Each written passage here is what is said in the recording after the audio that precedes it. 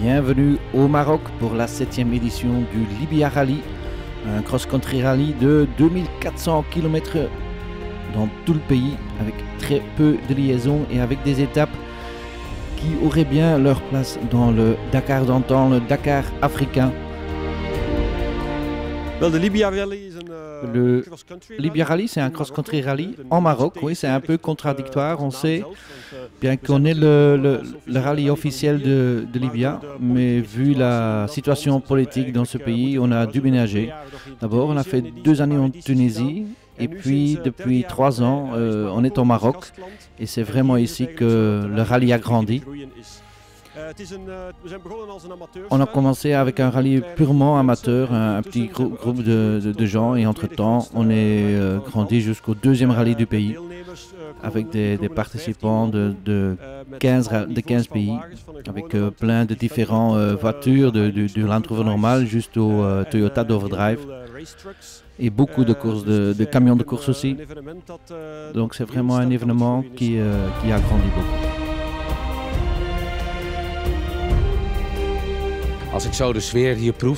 Mais quand je ressens l'atmosphère ici, c'est pas aussi agité que le Dakar. Oui, je commence à me sentir à l'aise ici. Et vous avez eu des problèmes techniques avec le buggy, est-ce qu'ils ont été résolus? Oui, je crois bien. On avait un petit peu de problème à l'avant et l'arrière, et aussi avec le dynamo. Mais on a ajusté et on va un peu le tester ici.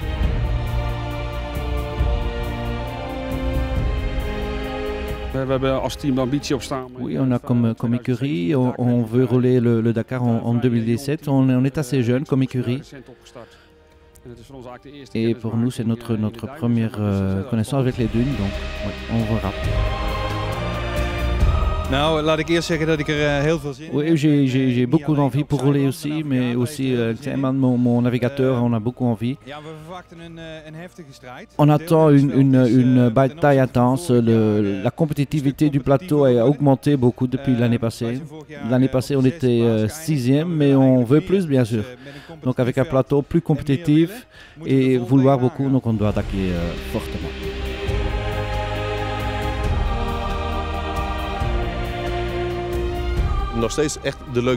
Oui, c'est toujours le rallye le plus gai au monde. L'atmosphère est super ici.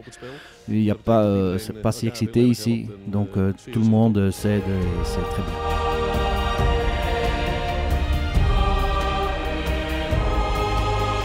Le plateau est vraiment professionnel maintenant. Il y a quelques grands pilotes, quelques grands voitures. Donc, comme l'année passée, on va commencer calmement et on verra après.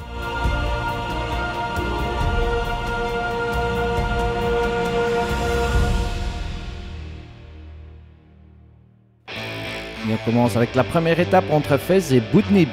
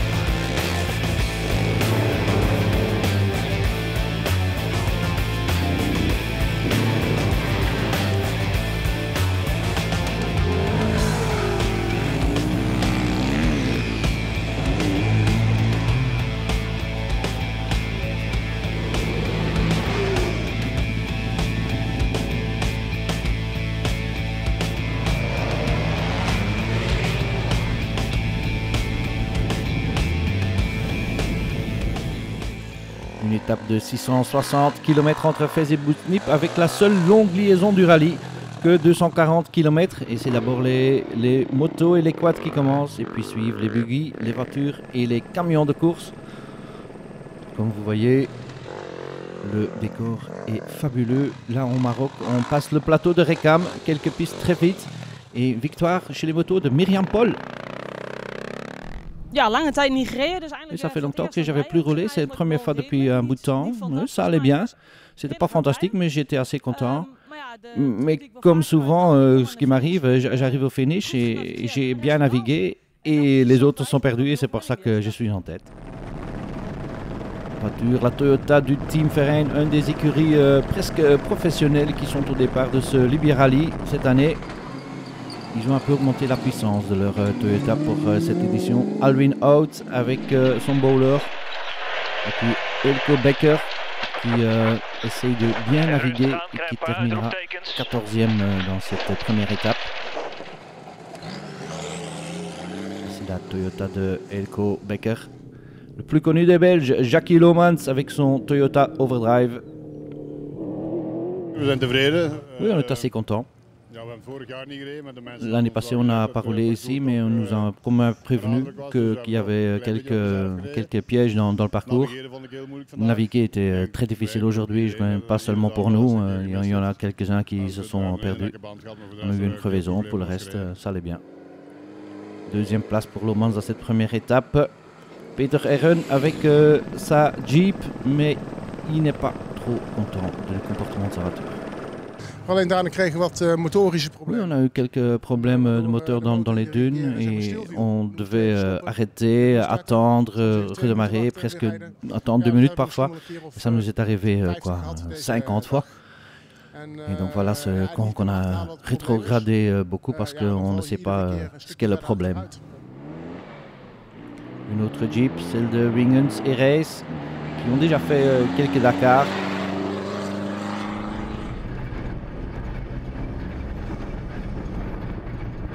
Voici sur les pistes marocaines, caillouteuses comme vous voyez.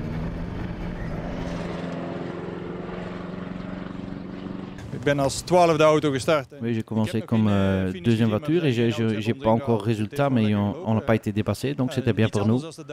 C'est un peu différent que le Dakar, mais j'aime bien ce rallye ici. Bas van Kamperdijk, le propriétaire de HK Plastics. Normalement, il fait des rallyes normaux et il fait ses débuts en rallye raid avec cette Land Cruiser.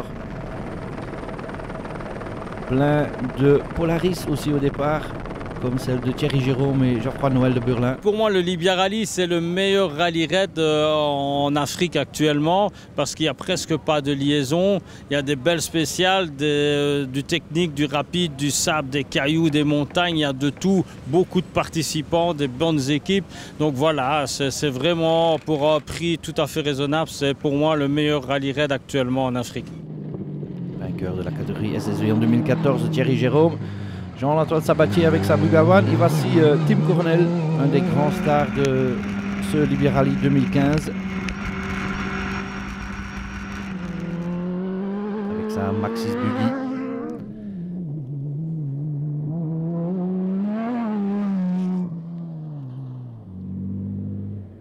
Plein de camions de course aussi, comme celle de Jack Brouwers.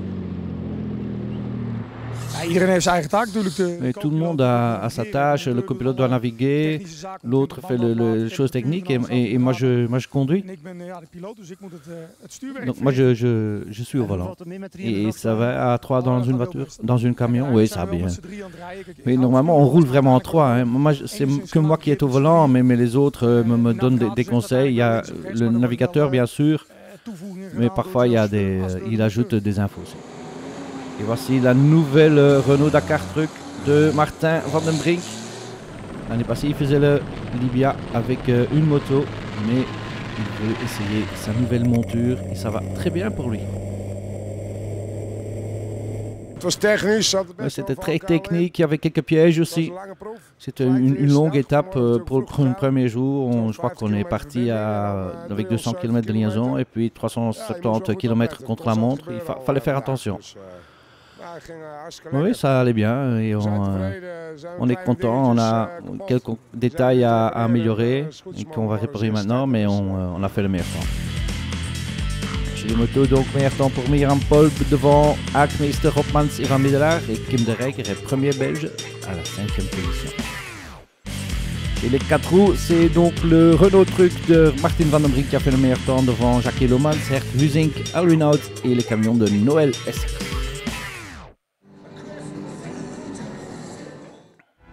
Le lendemain, temps pour la deuxième étape entre Boudnip et Merzouga.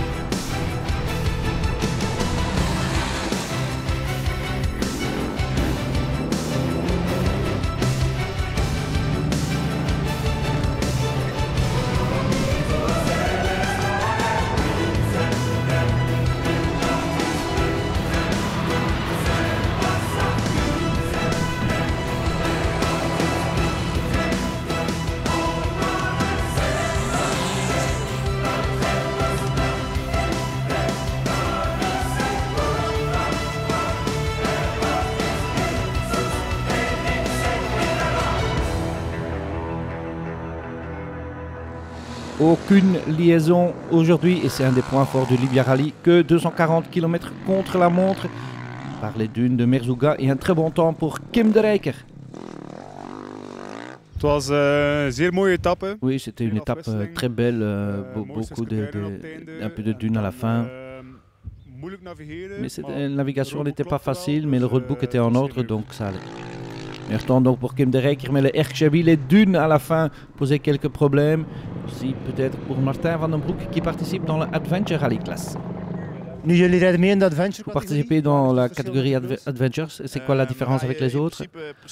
On fait les étapes, c'est les mêmes étapes avec le même roadbook, mais nous on a encore un GPS dans la voiture qui indique toujours la bonne direction, donc au moment qu'on se perd dans le roadbook, on a encore un GPS. La fin de la première partie, rendez-vous après la pause.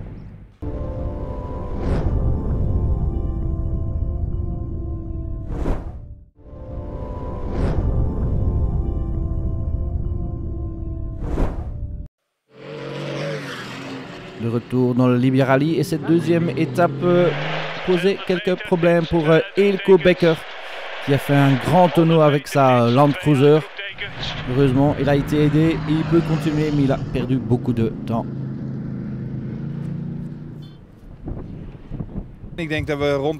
Oui, je crois qu'on roulait à du 120 et puis il y avait un léger jump dans le parcours et je l'ai vu trop tard et on a été catapulté vers le haut, puis on est atterri sur le nez et on a continué à aller sur le toit, donc avec un tonneau avec une grande vitesse.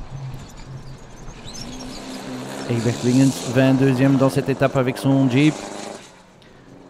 Toujours sur les pistes marocaines, parfois roulantes, parfois très techniques, comme pour Bas van Kamperdijk qui souffre un peu avec le vent. Bas van Kamperdijk, deuxième étape dans des conditions très difficiles. Oui, effectivement, avec ce vent et la poussière qui reste là. Normalement, je fais des rallyes normaux, mais dès qu'il y a du sable et d'une navigation qui s'implique, c'est difficile. La Dodge impressionnante de Tunissen, 32e dans cette étape. Tim Coronel qui laisse un peu la pression dans ses pneus pour mieux naviguer dans les dunes. Et la petite buggy Maxis s'en tire très bien, comme vous voyez. Le camion de Koen Den Hartog qui n'a pas eu une étape très facile aujourd'hui. Au début, c'était un peu... on allait très bien, mais à un certain moment, on est dans quelques épingles. Il y avait une Polaris qui bloquait la route. C'était difficile pour la dégager, mais comme ce virage a été complètement usé, c'était un peu tricky, oui. Le camion La Renault qui menait donc et qui était en tête aussi dans cette étape jusqu'au point contrôle 2, au CP2, où il y a eu un léger problème. Ja, we lagen goed op koers. Oui, on roulait bien. Mais je crois, juste avant le CP2, la direction a été cassée.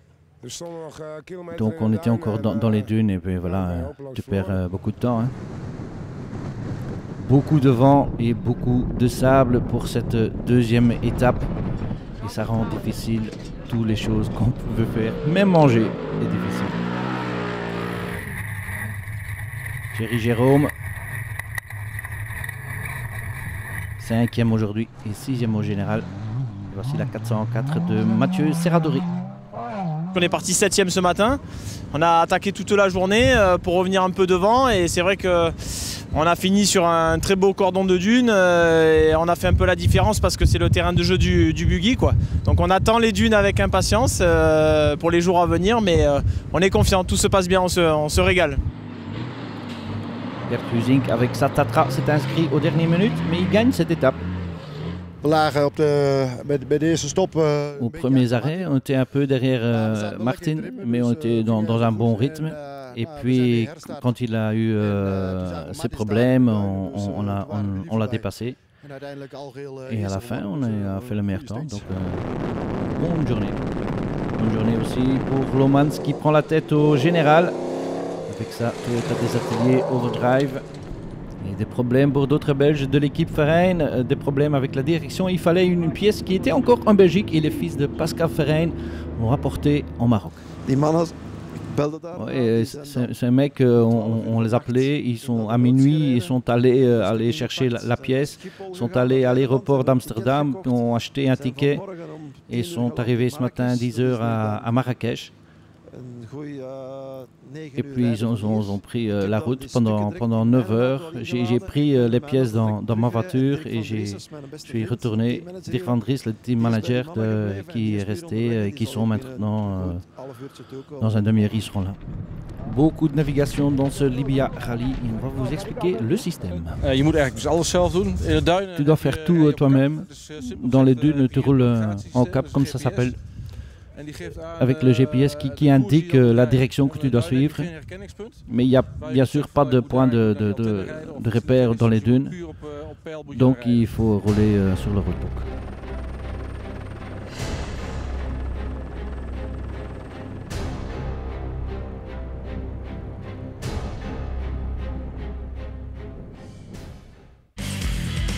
Le classement après la deuxième étape, Myriam Paul toujours en tête, mais elle ne reste plus que 10 secondes de son avance sur Kim de Rijker, Van Middelaar 3e et Newland Tederbeek complète le top 5.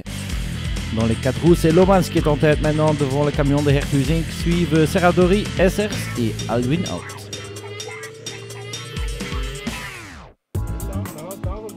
Il y a un peu de temps pour la convivialité dans le Libya Rally aussi. Le catering bien en ordre, ce qu'il faut bien sûr pour tous les concurrents et les équipes qui se reposent avant la troisième étape entre Merzouga et Mamit.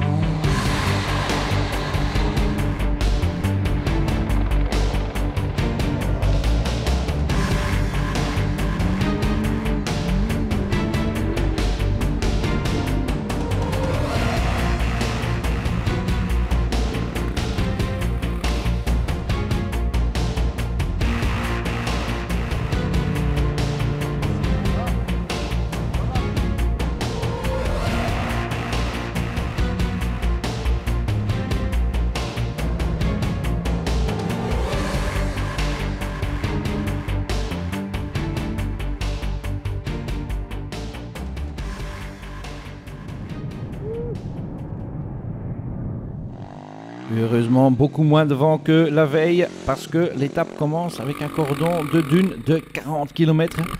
Et il y a quelques problèmes pour Kim de Rijker, deuxième au classement, qui perd presque 1 heure. Ça veut dire que Myriam Paul conforte son avance au général.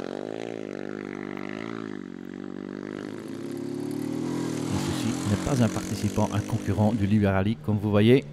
Martin Van den Broek dans le Adventure Rally.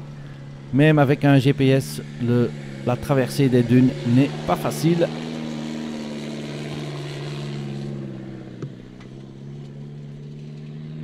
Quelques beaux challenges dans le Libby Rally aussi pour les concurrents de la classe Adventure.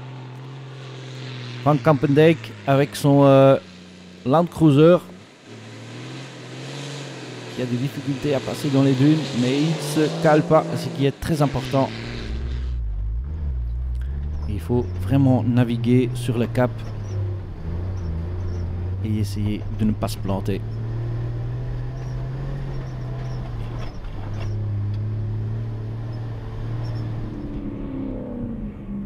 Eric Lomans avec son bowler qui se plante au top d'un dune. Odile Alaoum, l'Algérien, qui passe un peu plus facilement mais qui se cale aussi et n'était pas le seul bien sûr. Mathieu Serradori par contre avec son buggy, il passe un peu plus facilement dans les dunes. Il perd quand même un peu de temps, il tombe à la 10e place au général.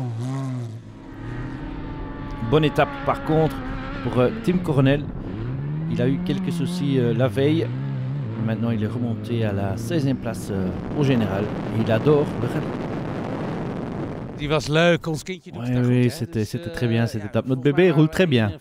Je crois qu'on est un des derniers voitures à prendre le départ. Mais on est 5e voiture qui est au finish. Mais que belle dune ici, c'est fabuleux. Oui, je suis un peu surpris parce que dans le Dakar, bien sûr, on a des décors supérieurs aussi, mais ici, c'est très beau. Et comment est la course pour toi maintenant? Oui, je dois avouer, on est bien rentré avant le noir, mais je suis un peu trop excité. J'étais dans le poussière d'un Polaris. Et j'ai heurté un rocher, donc j'ai dû un peu bricoler parce que l'arrière droite était cassée. Et puis j'ai re-attaqué, mais j'aime bien ce rallye. Et puis d'autres problèmes pour Art Schones et son camion que vous voyez. Oui, ça allait très bien. Mais j'ai pris un peu trop de confiance. Je suis en train de tester un nouvel camion et le camion va très bien. Mais j'étais un peu... oui. J'ai fait une erreur. J'aurais dû descendre la dune et je ne l'ai pas fait. Et voilà, je me suis mis sur le côté. Perdu 3 heures schooneuse dans l'aventure. D'autres camions font mieux, comme le Renault de Van den Brink. Deuxième de l'étape et remonté à la 8e place au général avec cette impressionnante machine. La Polaris de Johannes van Kasteren qui se sent très à l'aise dans les dunes apparemment. 7e au général. Et le Ginaf de Jacques Brouwers qui est une place plus haut au général, 6e. Toujours impressionnant de voir la traversée des dunes d'un camion de course. Herbert Wiggins a une meilleure journée aujourd'hui, bien que ce ne fut pas toujours facile comme vous voyez. Il monte à la 15e place et voici le man de Noël Essers qui se plante aussi. Mais dès que ça roulait, ça allait bien pour Wiggins. Koen Hartig, après ce problème de la veille, à nouveau quelques problèmes dans les dunes. Ce n'est pas toujours facile de trouver la bonne route et la bonne place pour traverser ces dunes.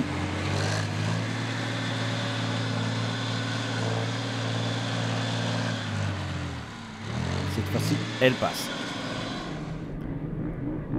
La 309, la Dodge impressionnante de Henk Teunissen. Vous voyez dans les dunes avec une pression de pneus assez basse. Dès que ça roule très vite. Pierre-Paul toujours en tête dans les motos, devant De Rekker toujours 2e. Suivent les Anglais Newland et Norman et Marcin Koer 5e. Taki Lumans toujours en tête chez les 4 roues, devant Husink, Thierry Jérôme 3e maintenant, devant Mike Willems et Al Renault. Fin de cette partie, à très bientôt.